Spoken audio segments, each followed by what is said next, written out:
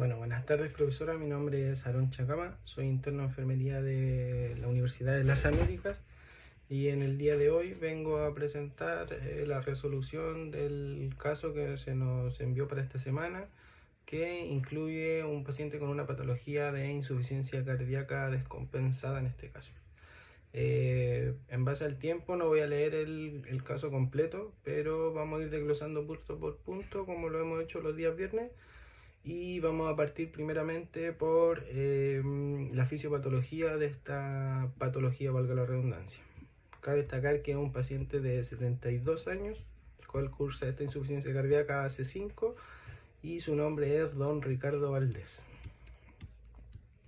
Bueno, la fisiopatología, ¿cómo ocurre la fisiopatología de la insuficiencia cardíaca? Esto ocurre debido a que el corazón, después de un largo trabajo ante una enfermedad cardíaca como lo es la hipertensión, pierde sus propiedades fisiológicas, lo que conlleva a un bombeo insuficiente de sangre por parte de los ventrículos que no logran hacer que se cubran las necesidades del organismo, tanto metabólicas como de perfusión, entre otras. Esto se debe a una alteración estructural o funcional del miocardio, que esto va a llevar a que se reduzca el gasto cardíaco, o sea, la cantidad de sangre que va a expulsar el corazón en una sístole, y va, por ende, como el cuerpo va a censar o detectar que existe una disminución de este gasto cardíaco debido a este mal funcionamiento estructural y funcional del corazón, va a activar unos mecanismos compensadores, que estos mecanismos compensadores, si bien estuviéramos en condiciones fisiológicas, serían favorables para el paciente, pero ante un paciente con insuficiencia cardíaca que ya tiene un daño estructural y funcional, va a ser en desmedro de lo que es la progresión de esta patología. Estos mecanismos compensadores de los que le estaba hablando son el sistema de renina, angiotensina, aldosterona y el sistema simpático, que se van a activar debido a esta identificación de la disminución del gasto. En un principio van a ayudar, como dije, pero con el tiempo van a ir provocando vasoconstricción, por ejemplo, retención de sodio y agua, y esto va a generar una sobrecarga de volumen en el paciente y un aumento en la presión de llenado del corazón, lo que finalmente va a llevar a una congestión pulmonar o sistémica en este caso. En cuanto a la epidemiología del caso de la insuficiencia cardíaca, esta afecta aproximadamente entre el 1 y el 2% de la población adulta, aumentando hasta un 10% en mayores de 70 años, y representa una de las principales causas de hospitalización cardiovascular según la Sociedad Chilena de Cardiología en el año 2023. Por otra parte, tenemos el punto de farmacología, donde tenemos que abordar los medicamentos que se nos indicaron según indicación médica. Tenemos la furosemida, por ejemplo, que como familia vendría siendo una sulfonamida o un diurético con una acción terapéutica diurética de ASA. Una presentación del fármaco, hay ampollas de 20 miligramos por ml, también como 20 miligramos cada 12 ml. También están los comprimidos de 40 miligramos y una solución oral de 10 miligramos por ml. El mecanismo de acción de la furosemida es un diurético de ASA que actúa bloqueando la reabsorción del sodio, el potasio y el cloro en la rama descendente de la asa de Henle. Esto hace que se elimine más agua, más electrolitos por la orina y reduciendo el volumen circulante, la presión venosa y la congestión pulmonar. Los efectos adversos de este medicamento nos podemos encontrar con alteraciones electrolíticas por la misma eliminación que genera el medicamento, alteraciones como la hipopotasemia, hiponatremia o la hipomagnesemia, y se produce por la eliminación excesiva de los electrolitos. También puede generar una deshidratación e hipotensión por la pérdida excesiva de volumen. Los cuidados de enfermería para la administración de este medicamento vendrían siendo administrar en infusión con protección de luz, ya que es fotosensible este medicamento. Debo idealmente monitorizar los electrolitos plasmáticos y se debe tomar en la mañana el medicamento para poder asegurar el descanso nocturno, ya que va a estar generando una producción constante de diuresis. Por otra parte tenemos el enalapril, que como familia es un IECA, un inhibidor de la angina convertidora de angiotensina. Tenemos como acción terapéutica un antihipertensivo. Se presentan comprimidos de 5, 10 y 20 miligramos y su mecanismo de acción es un inhibidor, como dije, como familia, un inhibidor de la enzima convertidora de angiotensina. Su acción es bloquear la formación de angiotensina 2, que normalmente produce vasoconstricción y retención de sodio. Esto es lo que nosotros esperamos conseguir con la administración de este medicamento, ya que necesitamos que estos volúmenes o esta retención se vaya eliminando del cuerpo. Al inhibirla, el enalapril va a generar vasodilatación, va a disminuir la presión arterial y por ende va a disminuir también la sobrecarga del corazón, mejorando lo que es el gasto cardíaco, que es lo que está fallando en este paciente. Sus RAM podemos encontrarnos con hipotensión, sobre todo en el inicio del tratamiento, tos seca por acumulación de bradicinina y hipercalemia por disminución de la aldosterona. También este paciente tenía como tratamiento de base para atorvastatina, que de la familia de la estatina. Su mecanismo de acción es un hipocolesterolemiante, inhibe la síntesis de colesterol en el hígado. Sus RAM pueden ser constipación, flatulencia, mialgia y dolor abdominal. Los cuidados de enfermería, principalmente y el más importante, es que lo debemos administrar en la noche para que sea coincidente con la relación de la síntesis de colesterol que ocurre durante la noche. En cuanto al GIES, esta patología no se encuentra incorporada como tal, como un problema de salud GES. Sin embargo, el Ministerio de Salud dispone de una guía clínica no GES para el manejo de esta patología, y además está asociada a esta, si bien a patologías que sí son GES, como lo son los infartos, la hipertensión, la diabetes mellitus, etc. Y estas son causas directas que contribuyen al desarrollo de las insuficiencias cardíacas. En cuanto a la interpretación de los signos vitales, exámenes y síntomas del paciente o del caso clínico, primero los signos y síntomas, tenemos disnea, ortopnea y crépitos bivasales. Esto no está explica por qué se explica por la difusión del ventrículo izquierdo en este caso, que provoca un aumento de la presión capilar pulmonar y una extravasación, o sea, una salida del líquido hacia el intersticio y los alvéolos, esto provocando la disnea, o sea, la sensación de ahogo al respirar, la ortopnea, que es la sensación de la dificultad para respirar durante el descanso, y los crépitos, que nos señalan que puede haber líquido en las bases pulmonares. Esto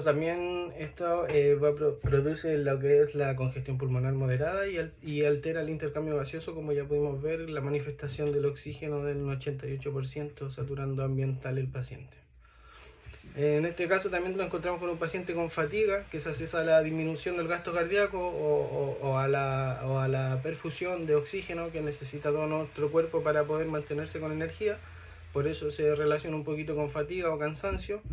Y de la hipoperfusión periférica, lo que genera hipoxia tisular, o sea, daño progresivo a medida que no se corrige esto, y un agotamiento incluso en reposo, como lo señalaba anteriormente con la ortopnea. También tenemos un paciente que se nos indica que podemos visualizar en el examen físico un edema de extremidades inferiores, lo cual corresponde a la congestión venosa sistémica, secundaria ya a la falla del ventrículo derecho. Con la activación del sistema renina-angiotensina-aldosterona va a favorecer la retención de sodio y agua y va a aumentar el volumen extracelular, por ende va a conllevar a este edema de extremidades que inicialmente parte por las extremidades inferiores. Tenemos un paciente con un dolor torácico leve que se puede relacionar con la isquemia del miocardio hipertrofiado o con la falta de oxígeno que está llegando debido a esta disminución de gasto cardíaco. Por otra parte tenemos el electrocardiograma, que hay una taquicardia sinusal que representa un mecanismo compensatorio para mantener el gasto cardíaco en este paciente, y la hipertrofia ventricular izquierda, que se refleja en la remodelación cardíaca por sobrecarga de las presiones una presión crónica, una presión alta crónica. El rayo de tórax nos demuestra una cardiomegalia, o sea, un agrandamiento del corazón con una congestión pulmonar moderada la cual nos puede señalar el tema de la disminución de la saturación y confirmando también obviamente lo que es la sobrecarga de volúmenes y el deterioro de la función de bombeo de parte del miocardio. En cuanto a los signos vitales, tenemos una paciente con hipertensión en estadio 2 de 180 con 98 milímetros de mercurio. Esto indica una sobrecarga de presión que aumenta la poscarga y agrava la falla ventricular izquierda en este caso.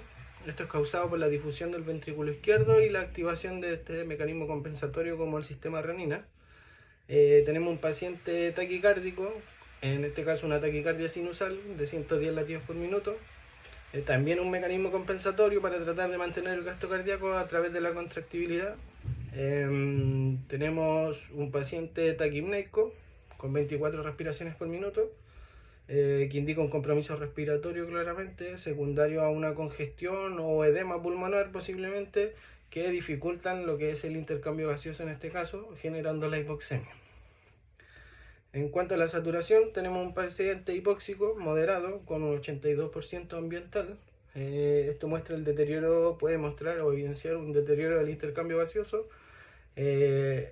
también el edema o edema alveolar, y la congestión pulmonar interfiere con la difusión del oxígeno hacia la sangre, entonces esto nos genera la caída de la saturación. En cuanto a la evaluación del dolor, tenemos un paciente con un EVA 3 de 10, que es un dolor leve, una posible isquemia o distensión miocárdica. La sobrecarga de presión y volumen aumenta el trabajo del miocardio, así que genera una hipoxia relativa y molestias torácicas. En cuanto a los exámenes, tenemos el BNP, que sería el péptido natriurético tipo B, que este vendría siendo un biomarcador cardíaco de las células cardíacas, por la redundancia, que estas las liberan y actúan como una hormona compensatoria, secretadas principalmente por los ventrículos cuando se estiran por sobrecarga de volumen o de presión, cualquier sea los casos.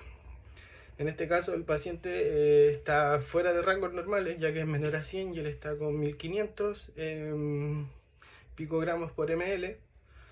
También tenemos la creatina, que esta va a medir la función renal y sugiere una hipoperfusión renal y congestión compatible con un síndrome cardiorrenal en este caso, ya que bien sabemos que el riñón, cuando detecta necesidades de otros órganos, como que olvida un poquito lo que es la función del riñón y lo hipoperfunde. En este caso el paciente está en una creatinina elevada, ya que el valor normal va de 0,6 a 1,2 y nos encontramos con un paciente con 1,8 miligramos por decilitro. Por otra parte, el electrolito del cloro refleja el equilibrio ácido-base y pérdidas renales o diuréticas.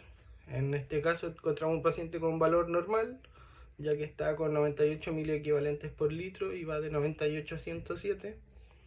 El otro electrolito, el potasio, controla la función pulmonar y eléctrica del corazón.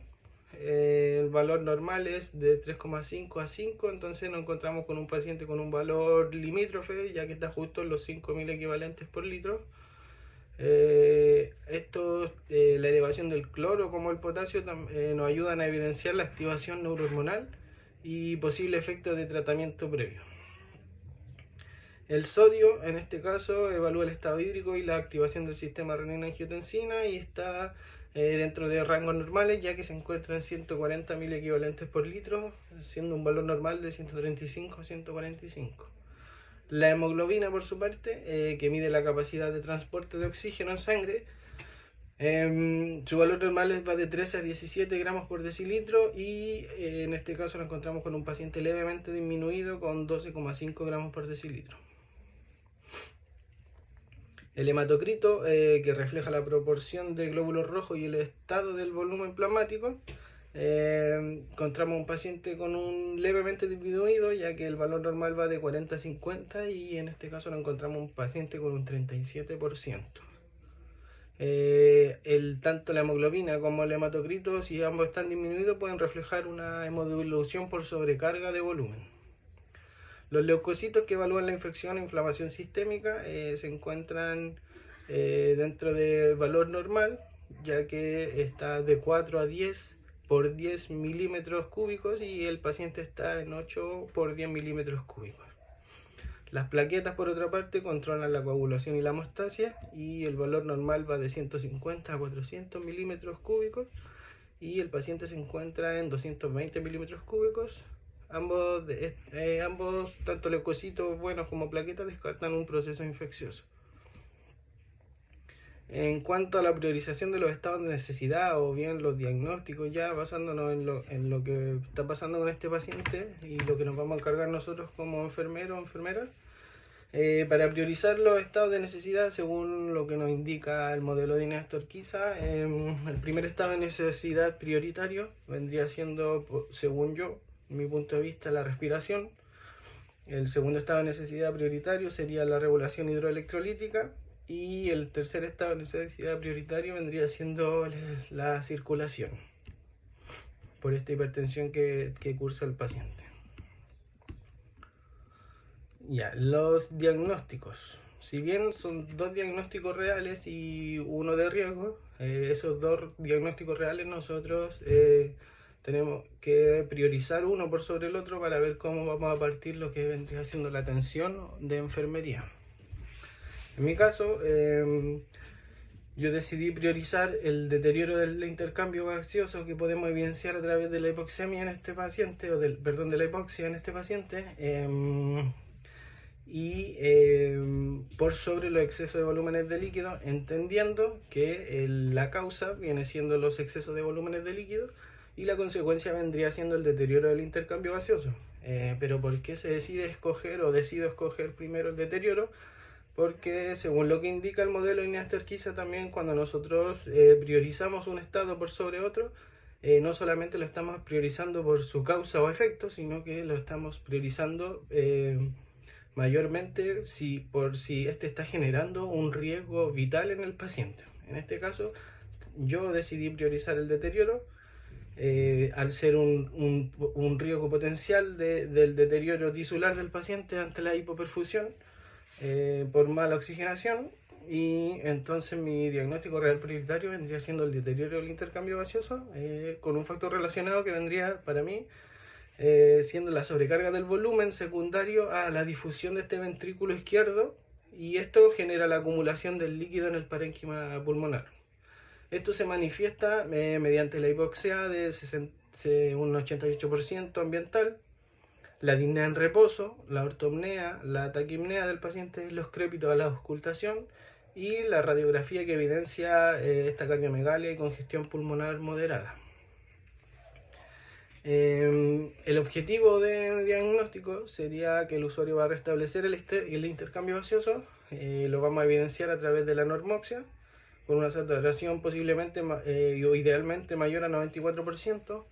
Ausencia de este cansancio o dificultad para respirar, como en la disnea, también lo mismo con la ortopnea, y un paciente eupneico entre 12 a 20 respiraciones por minuto, que sería lo normal, y también a la auscultación una disminución de estos crépitos que estaban en las bases pulmonares, y esto lo quiero conseguir yo como planificador, pero con mi equipo lo trataríamos de conseguir en lo que es dentro de 4 horas, para poder darle tiempo a lo que es la administración, a lo que van a ser las intervenciones que van directamente relacionadas con el tiempo transcurrido con el que se espera conseguir algunos avances en este paciente.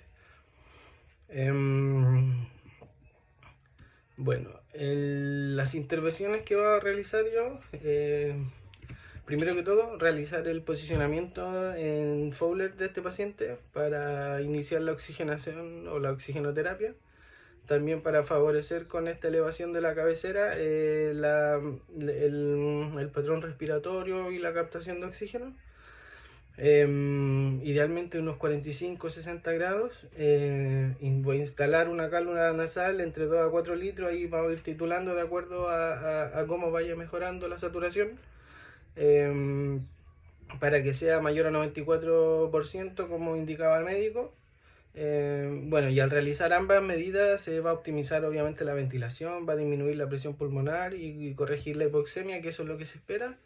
Y como segunda intervención, va a ser la monitorización continua de los signos vitales con la énfasis en la respiración y la saturación, obviamente, sin olvidar los otros signos vitales.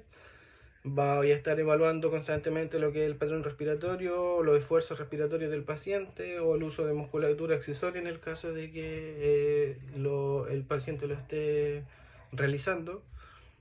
Voy a auscultar los campos pulmonares para también de a poquito ir evidenciando la disminución de estos crépitos, ya que como tercera intervención también voy a instalar la vía venosa con la cual pretendo administrar el medicamento endovenoso, que en este caso sería la furosemida.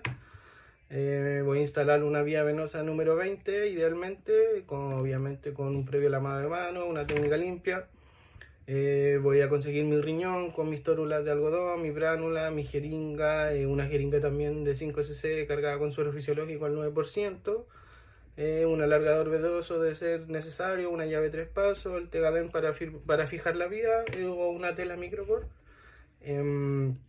Luego de eso, una vez instalada la vía venosa o el acceso, va a administrar la furosemida, que son los 80 miligramos en bolo, los cuales voy a sacar las dos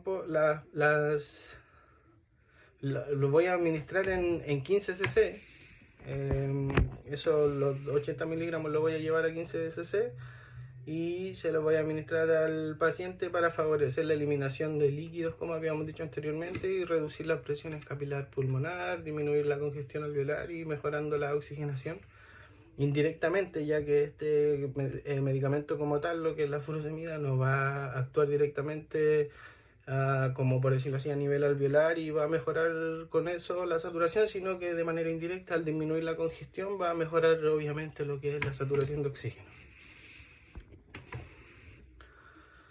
Como cuarto intervención, se le va a realizar un control de balance hídrico estricto al paciente, se va a medir y registrar la diuresis, se van a registrar ingresos y egresos y se va a mantener una restricción hídrica mientras se disminuye este edema y una dieta hiposódica según indicación médica. Y esto para evitar la sobrecarga de volúmenes. La quinta intervención va a ser el manejo de la terapia farmacológica, que si bien vamos a administrar el YECA, el enalapril, que también, al igual que la furo, no va a actuar directamente sobre lo que es el patrón respiratorio, por decirlo así, o a nivel alveolar, al reducir este mecanismo compensador del sistema renina-angiotensina-aldosterona, igual de manera indirecta va a favorecer lo que es la eliminación del líquido en conjunto con la furosemida, y más la oxigenoterapia se pretende poder llegar a la meta del 94% de la saturación del paciente. Como evaluación, el usuario restableció el intercambio gaseoso evidenciado por la normoxia, la saturación de 94 mayor ambiental, ausencia de disnea, ortopnea, eupneico, una frecuencia respiratoria de 12 a 20 y disminución de crepitante en las bases pulmonares a la auscultación en el transcurso de 4 horas. Como diagnóstico secundario, había dejado el exceso de volúmenes de líquido relacionado con la alteración de la contractibilidad del corazón y se manifestaba por la disnea, ortopnea, el edema, las crépitos bivasales, la hemoglobina alterada y el hematocrito disminuido. Y el diagnóstico potencial o de riesgo sería el riesgo de edema pulmonar debido al aumento de volúmenes, que si bien no se manejan podrían ser potencialmente un riesgo, y relacionado con el aumento de la presión capilar pulmonar secundaria a la disfunción cardíaca.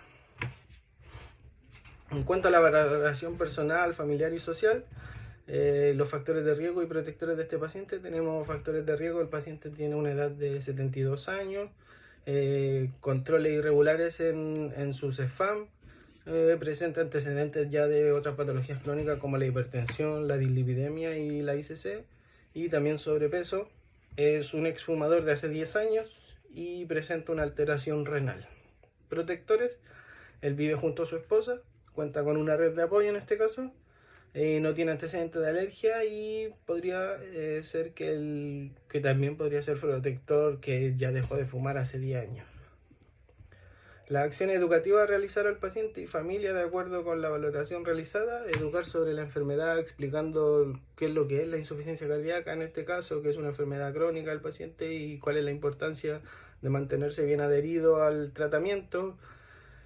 También indicar al usuario que la descompensación ocurre por la retención de líquido, la falta de adherencia, la alimentación muy alta en sodio y que ello debe ser que con ello se debe restringir los líquidos también según lo que le indique el médico tratante en su control. También fomentar la adherencia a los controles en la atención primaria, educando sobre la importancia para poder evaluar su salud y seguimiento de las patologías de base. Educar sobre signos de alarma, como dificultad respiratoria en reposo, disnea, la ortopnea, todo lo que son los ahogos repentinos, la coloración azulada, la cianosis, etc. Educar sobre formas de dormir para mejorar la sintomatología también. Y en acciones intersectoriales que orientan la promoción, prevención y rehabilitación del paciente y familia, derivación a CEFAM sí o sí de su sector para realizar el seguimiento si es que está dentro del programa de salud cardiovascular, derivar también dentro del CEFAM lo que es nutricionista por el tema de las restricciones hídricas y el régimen hiposódico que él tiene que seguir. Profundizar en los controles de su esposa, en la edad, cuáles son los controles que correspondería, dónde podríamos derivarla, como en PAM, por ejemplo. Y profundizar en actividades de grupo familiar, como fomentar la participación en juntas de vecinos, etcétera, o grupos de adultos mayores.